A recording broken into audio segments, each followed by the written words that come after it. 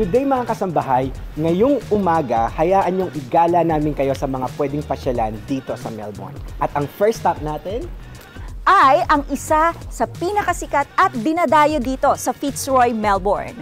Ang croissanterie, ang Loon! At hindi lang dito ang kanilang branch. Marami din silang branch all over Melbourne. At isa ito sa pinakamalaki nilang branch. Kaya tara, puntahan natin. Dahil ngayong winter, meron silang special menu. Alam niyo kung ano special menu nila? Ano? Ang tinatawag nilang escargot with bolognese. Alam mo yung ibig sabihin ng escargot? Snail! Wow, nag-research. Tara. Buti na lang ngayon, na-tsempohan natin na maaga tayo at walang masyadong pila. Kasi in normal days, Oo nga, mahaba pila. corrected by. So, tara, sige na tayo. Oh, yeah. Okay. Kasi dito, hindi sila nag-provide ng fork. Kakamayin mo talaga siya. Iiwain mo lang, kakamayin mo. Paano ba i-pronounce yan? Eto, anong tawag dito? Ano nga? Ano ba tawag dito as a whole?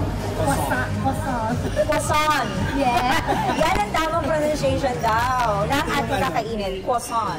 Ito yung special version ng mga pandesal. Yeah. And ang, Tingnan natin kung ano mas masarap, ang pandesal o ang croissant.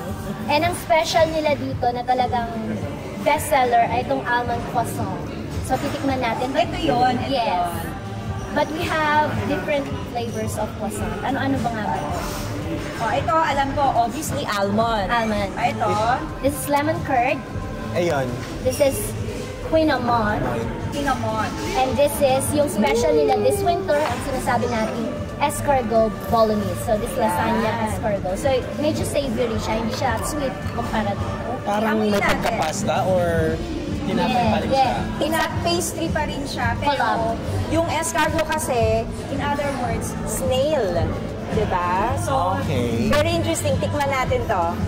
And Hatawin na natin. masarap siya. So kumuha kami take away lang for the meantime kasi later on meron pa tayong pupuntahan. So Marami kailangan pa natin kaming pupuntahan. bilisan. So try na So, natin. look up for today. Yeah, ang ating croissant. O, sige. Ano, nasarapan na kayo? Obviously, may takeaway. Siyempre, hindi kompleto ang pagbisita sa Loon kung walang takeaway box. O, saan ba tayo? What's next? I think sa city naman tayo magagala and we'll be there for lunch as well. So, let's go. Ikaw ang tour guide. Tara. Yeah, Let's ayan. go! Samahan niyo po kami! And our next stop is... Shrine of Remembrance! Ano nga bang meron dito, Pads? Ang Shrine of Remembrance ay isa sa mga tourist spot dito sa Melbourne to honor ang mga Australians na namatay noong World War I. Tara na!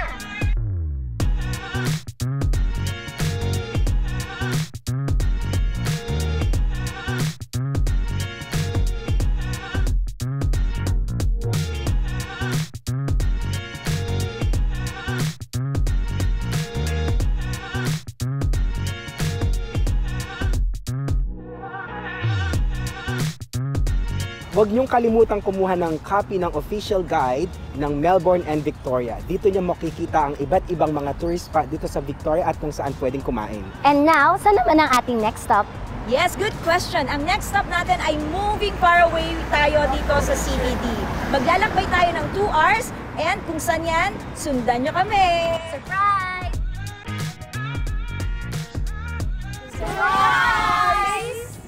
Mga kasabay, ito po ang surprise namin sa inyo dahil nandito kami ngayon sa Mornington Peninsula! Yes, nature trip naman po tayo ngayon and we've traveled 85 kilometers from Melbourne para makarating dito. At nandito tayo sa tuktok ng Arthur Seat, which is 1,030 feet above sea level. At mamaya, sasakay tayo ng Gondola!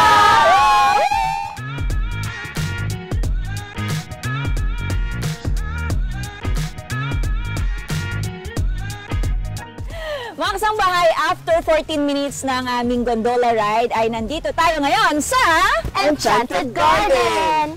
Bakit siya tinawag na Enchanted Garden?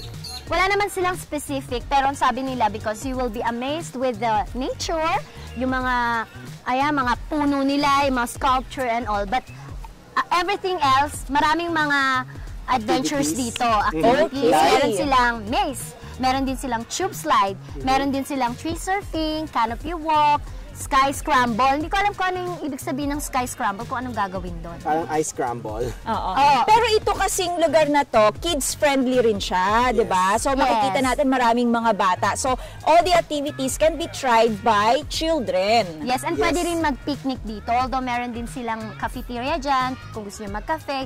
But then you can also gather yung family, tapos merong mag-picnic kayo. So anong excited kayo na activity na itatry natin ng una? Try natin yung donut. Kasi, Gutom na tayo. na siya. Let's go. Let's go!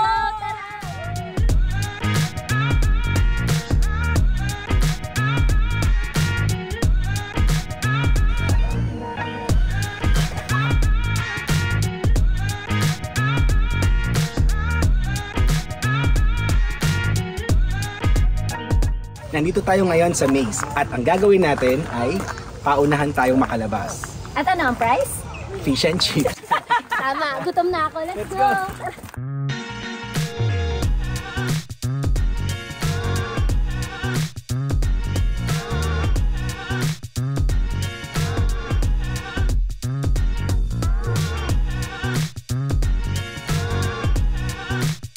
Hi mga kasambahay! It's so tiring but very much worth it. Very exciting and amazing. So, pag pupunta po kayo rito, itry nyo itong Arthur Seat.